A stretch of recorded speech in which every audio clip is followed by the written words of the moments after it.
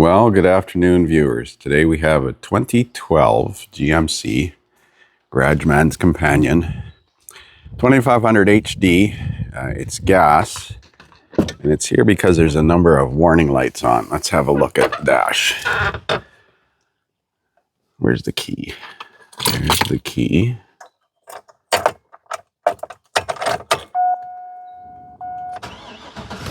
It runs. Turn the AC off. What we got? Service trailer brake. We got stabilitrack problem. Red brake warning light on. ABS light on. Gauges and Prundle are working. So I suspect a problem with the ABS system, and maybe the trailer brake module is flagging a code because of the ABS.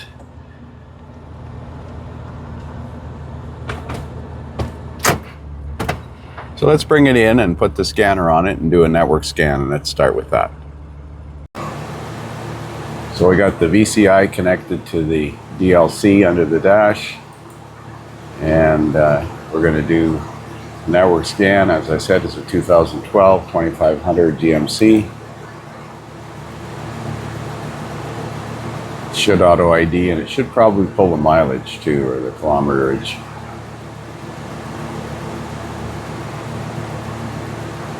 Well, I'll put it in after. I think it's around 145,000.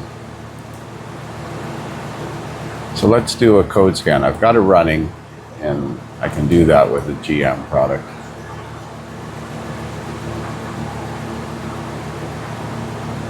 So we got a network code in the transmission control module.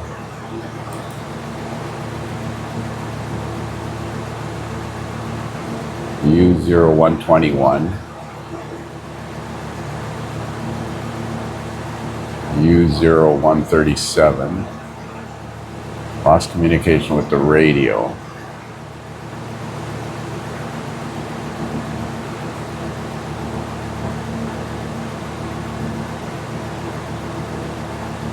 This is taking longer than it normally takes. So I suspect there's a couple of modules that aren't communicating.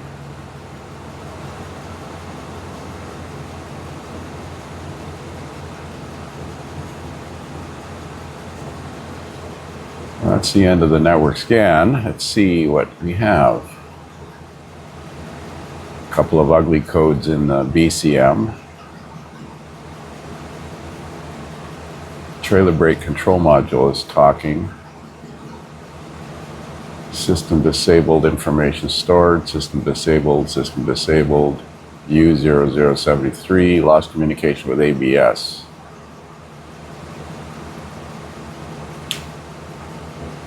Lost communication with ECM, invalid serial data received. Lost communication with TCM, invalid serial data received. Lost communication with anti-lock brake system. Control module bus A off, and lost communication with ECM, PCM. So what I do notice, and this is a disadvantage to the Snap-on scan tool, it doesn't have a topology map. And if a module doesn't report, doesn't respond, it ignores it. Notice in the list there's no ABS. So let's go back, and I predict when we try to communicate with the ABS, we'll have no communication. I got to check the GVW rating. So it is equal, it's 9,500 according to that, and it has vehicle stability enhancement system. Let's try to see if we can communicate with it. Display codes. So we got no communication. So the first thing to do, I suppose we could do a visual inspection, but if that requires lifting it up on the hoist, the first thing to do is to pull up a wiring diagram and check fuses that feed power to the ABS module. So let's get a wiring diagram. So I've loaded the vehicle in Identifix by the VIN number, and it's greater than 8600 GVW. We're going to look at power, ground, serial data, and traction control. So we have the ABS 1 fuse, which is 40 amp. That's a maxi fuse. And we have heavy duty ABS 60 amp.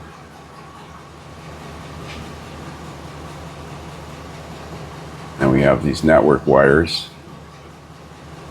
And then we have a serial data wake up signal from the BCM on this one. It's not very clear that that's how it works, but that is how it works. And then we have a ground at 300, G300. So let's check these two fuses first of all. So the first thing I notice is that this cover is not properly on the fuse panel, and that's a concern. If that cover doesn't protect the fuses and relays from salt and corrosion, it doesn't look bad. So I gotta get the, this is gas. Gotta get the fuse numbers off that schematic again. So it's this 40 amp fuse and this 60 amp fuse. I'm going to try and pry the covers off of them.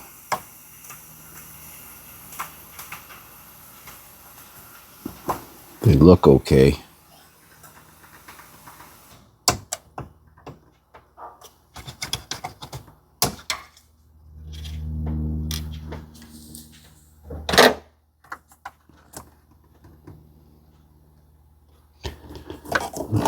Okay, so that 40 amp fuse is good.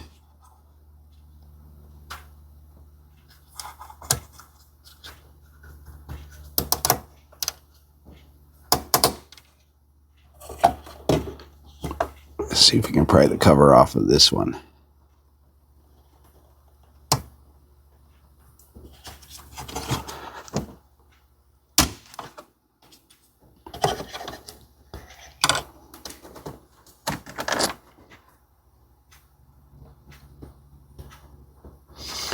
As I suspected, they're both good. So now we have to put it up on the hoist and go right to the ABS module and qualify powers and grounds. Come on, get back on there. As I said, this cover needs to be installed correctly on here. Let's check these trailer brake. That one is dead. One of these is for the trailer. This one is live.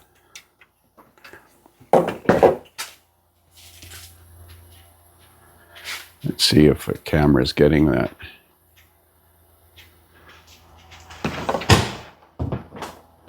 So this one here comes from this 30 amp fuse. One's for the trailer brake and one's for the auxiliary power on a trailer. That 40 amp fuse is blown. But that shouldn't have any effect on it. That'll affect this feed stud, which I believe is for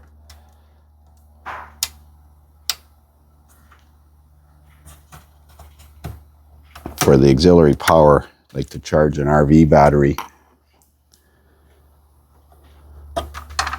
Yeah, this is blown. Well, let's replace that anyways. I know that's not going to fix it, but that's a problem.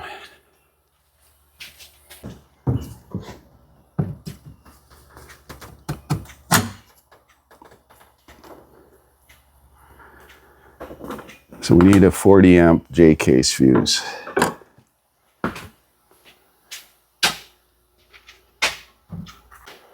I have one. It's taller, but it shouldn't matter because it's not any higher than the relays.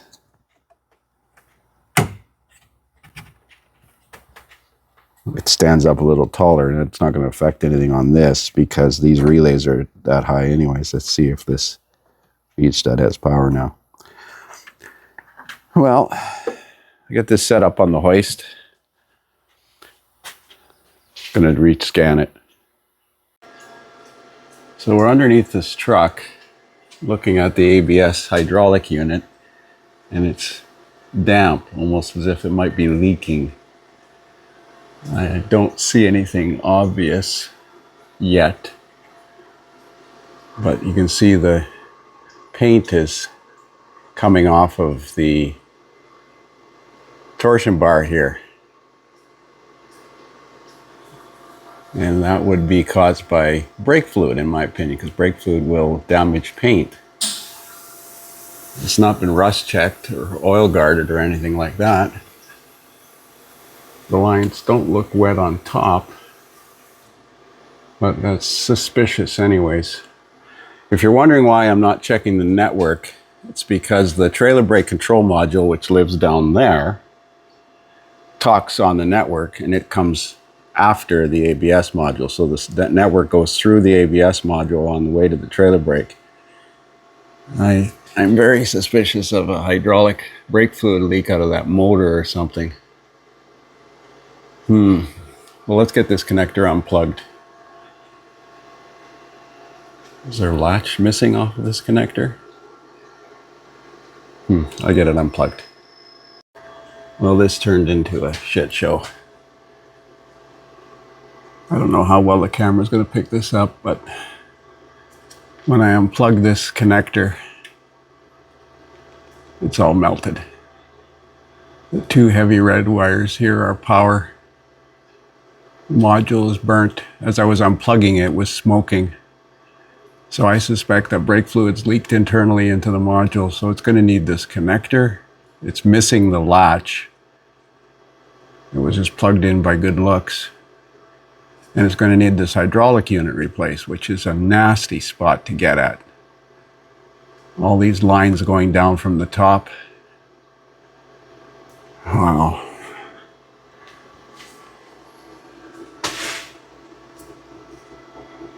Lovely. Well, that explains it. I'm not going to test the powers and grounds there because we obviously have a problem with the ABS hydraulic unit and the module and the harness.